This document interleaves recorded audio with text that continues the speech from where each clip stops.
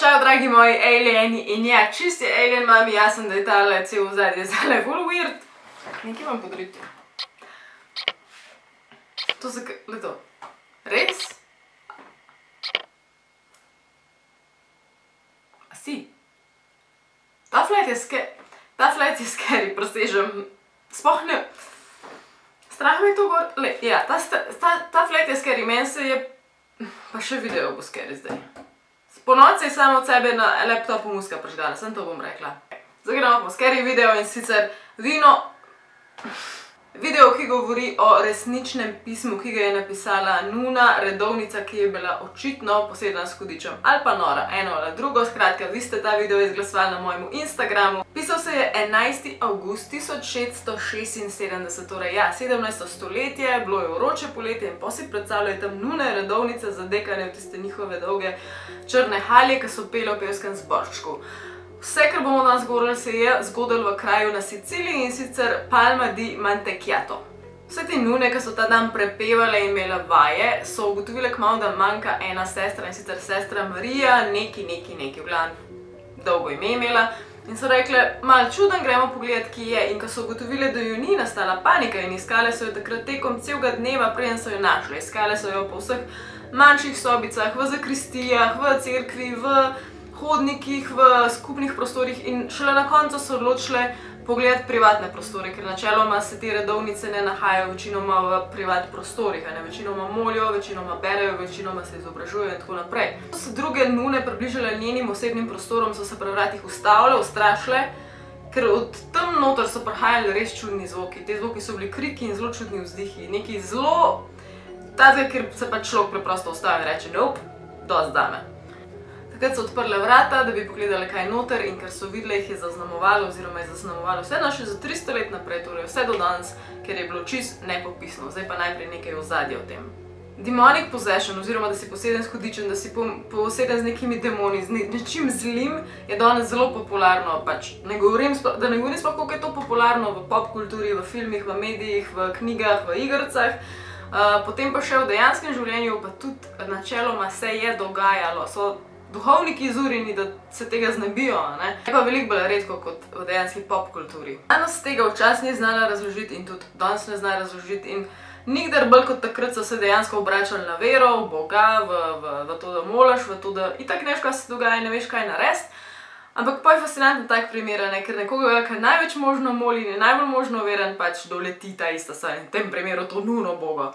Ta Nuna Marija je bila rojena Izabela Tomasi in pa tudi je bila rojena na Siciliji. Starši niso bili nič ekstra posebenega, je bil pa njen davni potomac, oziroma niti ne toliko zelo davni, zelo znan italijanski pisatelj Giuseppe Tomasi di Lampedusa. Ona se je že pri 15 letih joinala temu samostanu in postala redovnica Nuna. To so bile ena najbolj predanih nun ever, njihov zavetnik je bil sveti Benedikt.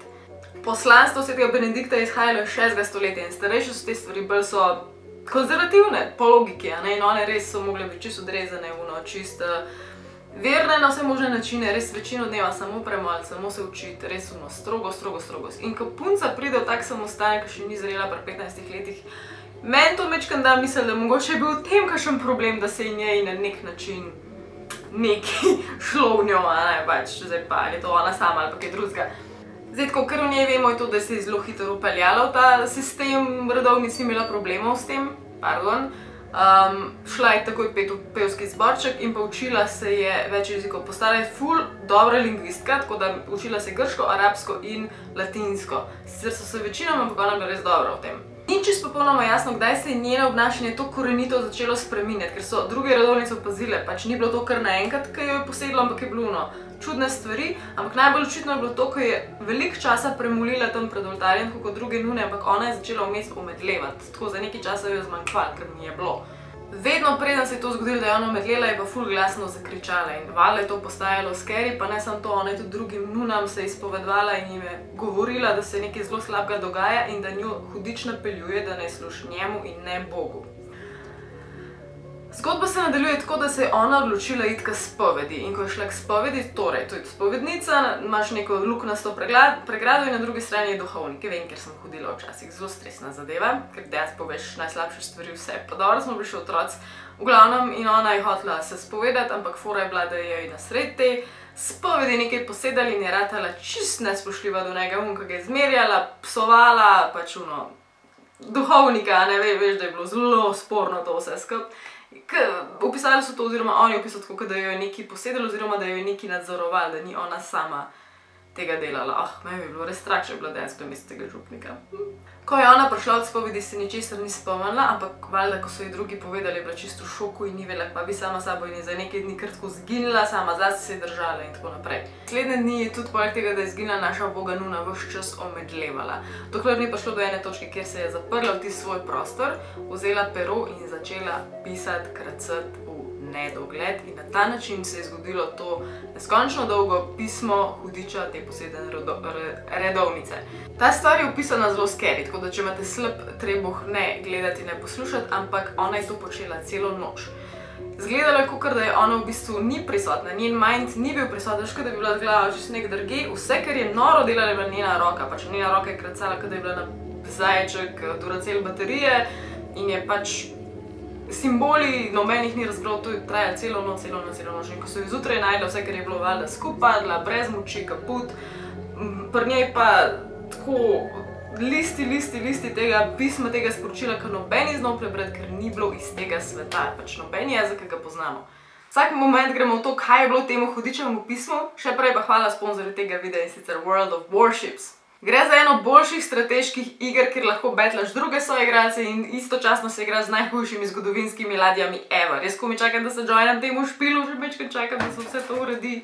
Se igra v ekipah, lahko betlaš svoje frende. Mape, ki jih ta igrca ponuja, so amazing lepe, pa imaš noter na voljo več kot 400 ladij, ker je freaking amazing. V opisu videa je link in če klikneš na ta link, dobiš ponudbo za 25 € in če se ji joinaš, dobiš vse tole.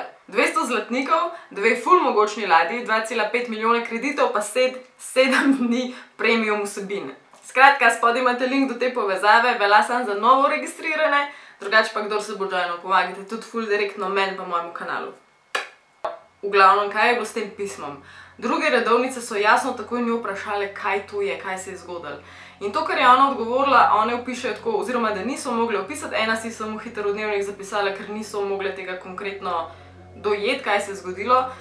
Zelo težko je to direkt prevesti, ker je zakompliciran jezik 17. stoletja, ampak je nekaj v smislu, da je povedala, da je bila obdana z demoni in pa hudičem in hudič je takrat ukazal enemu od teh demonov, da naj piše in da naj ne neha pisati. In očitno je to demon, ki je njo posedel, posledično je to pismo hudiča, ker je hudič narekoval stvari in ona je bila pač ta vesel, ki je vse to čez noč napisala.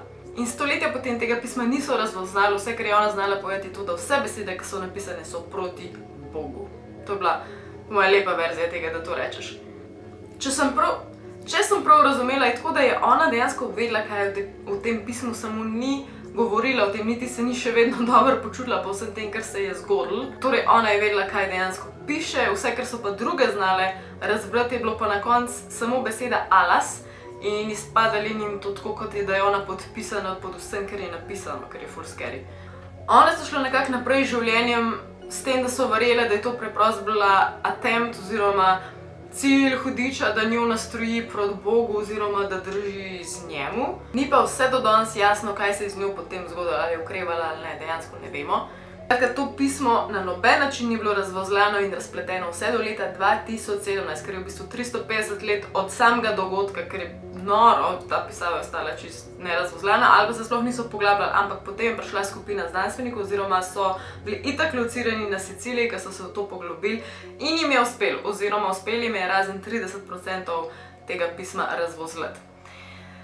Zdaj meni se tukaj pojavlja moja aluminijasta kapca gor pa teorija zarote, ker težko verjamem, da gre tukaj za kaj resnega zaradi tega, ker so bili jeziki, ki so uporabljeni oziroma te njene kracije in simboli, ki jih prej noben ni razvozljal, so dejansko miks run in vseh teh jezikov, katere se ona dejansko je učila v samostanu. In to je meni fulno sumljivo, da če itak znala je znala in je lahko skupno pacala, ali pa je vedno vsaj tisto opcija, da se ima utrgali, če je bilo od 15 leta tam zaprta.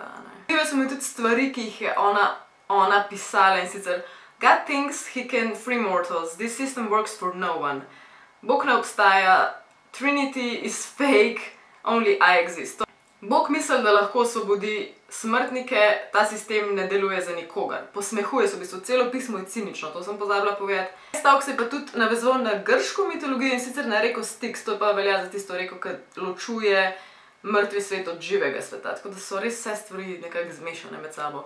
In ja, to je naša scary zgodba o posedeni nuni, zdaj grem na en manj scary video, ki grem še enega snemat, kaj Ne pozabite spodaj link, pa s tem tudi dejansko ful podprete moj kanal. Zelo kmalu greste v šolo, tako da upam, da vam ne bo preveč stresno, pa za vse moje starše, mamice, očkote, pa pač da mečka nadahnem, tako da za vsakega nekaj, a ne? Imamo za zdaj out, pridni bote, ajča,